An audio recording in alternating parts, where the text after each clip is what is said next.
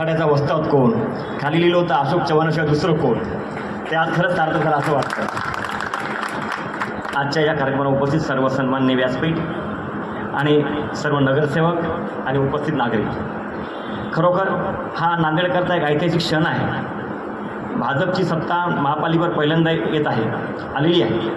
आणि पण समीकरण एकच आहे. नांदेडच्या बाबतीत जर विचार करायचा झाला तर मला असं म्हणावंसं वाटतं की अशोकराव चव्हाण साहेब जिकडं सत्ता तिकडं, हे समीकरण असं वाटतं.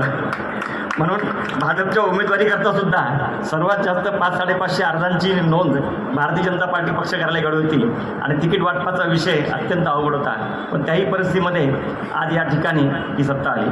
सत्ता आल्यानंतर आज पहिल्याच ह्याच्यामध्ये जे आहे, सन्माननीय महापौर उपमहापौर निवड झाल्यानंतर आमचे आदरणीय नेते अशोकरावजी चव्हाण साहेब, खासदार गोपचडे साहेब, अमरनाथजी राजूकर व माननीय महापौर कविताताई मुळे यांनी माझ्यावर विश्वास टाकून सभागृह नेत्याचं हे अत्यंत महत्त्वाचं पद मला या ठिकाणी दिलेलं आहे.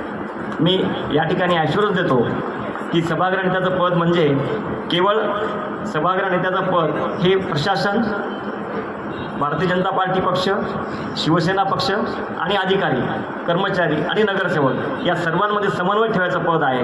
विकासाच्या कामामध्ये प्रत्येक नगरसेवकाची येणारी अडचण ती प्रभावीपणे सभागृहात मांडणे, सभागृहामध्ये सर्वांना समान संधी देणे आणि विकास कामामध्ये आपला जो भारतीय जनता पार्टीचा जो अजेंडा आहे तो राबवणे हे महत्त्वाचं त्याच्यामध्ये आहे.